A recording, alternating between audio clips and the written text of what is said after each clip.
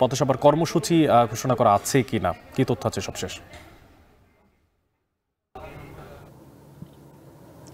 অনেক এই মুহূর্তে এনসিপির যে প্রতিনিধি দল, সেই দলটি রাউজান উপজেলার উপর দিয়ে ক্রস করছে এবং আমরাও সেই বহরের সাথে রয়েছি এবং আর এরপরে রাঙ্গুনিয়া এবং এরপরে রাঙামাটি জেলায় প্রবেশ করবে এই প্রতিনিধি দলটি।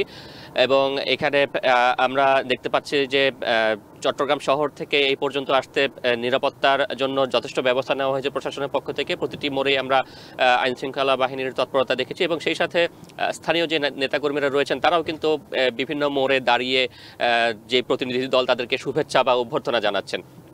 এবং রাঙামাটিতে দুটি স্থানের কথা আমরা জানতে পেরেছি, একটি বনরূপা এবং আরেকটি রাঙামাটি কলেজ। এই দুটি স্থানের মধ্যে যে কোনো একটিতে এনসিপি তাদের যে রাঙামাটি জেলার যে পদযাত্রা, সেই পদযাত্রাটি তারা করবেন এবং সেখান থেকে শেষ করে এসে এরপরে বিকেলে চট্টগ্রাম নগরীর বিপ্লব উদ্যানে চট্টগ্রাম জেলার যে পদযাত্রা, সেই পদযাত্রাটি তারা সেখানে করবেন।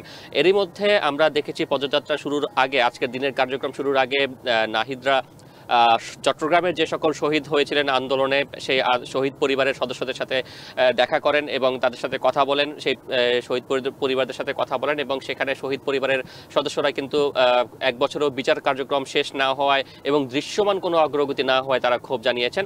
এবং সেই দিক থেকে নাহিদ ইসলাম যেটি বলেছেন যে প্রশাসনের অনেক জায়গাতেই এখনো স্বৈরাচারের দোষরা রয়ে গিয়েছেন এবং যে কারণে শহীদের পরিবাররা যথাযথ সম্মান পান না বলে তারা প্রায় অভিযোগ পাচ্ছেন।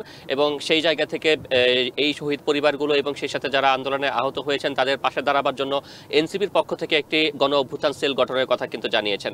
এবং আমরা দেখেছি যে এরই মধ্যে যে সকল পদযাত্রা অনুষ্ঠিত হয়েছে তার মধ্যে গোপালগঞ্জ এবং কক্সবাজারেও কিন্তু গতকালকে তাদের পদযাত্রা বাধা দেওয়া হয়েছে। গোপালগঞ্জে তো বড় ধরনের সংঘর্ষ এবং হামলার ঘটনা ঘটেছে। সেই জায়গা থেকে আজকের পদযাত্রায় যাতে সে ধরনের কোনো দুর্ঘটনা না ঘটে বা অনাকাঙ্ক্ষিত ঘটনা না ঘটে সেজন্য আমরা দেখেছি যে পুলিশ সদস্যরা রয়েছেন মোড়ে মোড়ে, তারা ট্রাফিকের দায়িত্বের পাশাপাশি কিন্তু আইন শৃঙ্খলার কাজটি করছেন। এবং সেই সাথে আমরা দেখেছি যে তারা যে স্থানটিতে ছিলেন হোটেল সৈকত, সেখানেও কিন্তু আইন শৃঙ্খলা বাহিনী বিশেষ করে পুলিশ, র্যাব, ডিবি এবং সেই সাথে সেনা সদস্যরাও কিন্তু সেখানে তৎপর ছিলেন।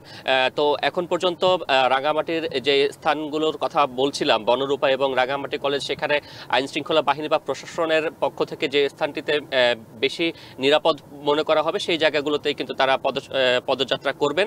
এবং সেখানে এনসিপির যে বার্তা, জনগণের জন্য রাজনীতি, জনগণকে সাথে নিয়ে রাজনীতি এবং বর্তমান যে ধারা রাজনীতির সেই ধারার বাইরে গিয়ে নতুন একটি বন্দোবস্ত তৈরির যে কথা তারা বলে আসছেন, সেই বিষয়গুলি রাঙামাটির যারা বিপ্লবী জনতা রয়েছেন, ছাত্র জনতা রয়েছেন, যারা জুলাই অভ্যুত্থানের নেতৃত্ব দিয়েছেন বা রাঙামাটির আপামর জনসাধারণ যারা রয়েছেন তাদের কাছে সেই বার্তাগুলোই মূলত তারা পৌঁছে দেবেন। এবং সেই সাথে তরুণদের যে নতুন বাংলাদেশ গড়ার যে প্রত্যয়, সেই প্রত্যয়ে তাদের এনসিপির পক্ষ থেকে কি পদক্ষেপ আগামীতে নেওয়া হবে সেই বিষয়গুলোই কিন্তু তারা তুলে ধরবেন। তো চট্টগ্রাম থেকে এই ছিল আমার কাছে সবশেষ তথ্য। অনেক এনসিপির গাড়িবহরের সঙ্গে যুক্ত আছেন সহকর্মী শোয়েব রহমান, তিনি জানাচ্ছিলেন সেখানকার সবশেষ খবরাখবর।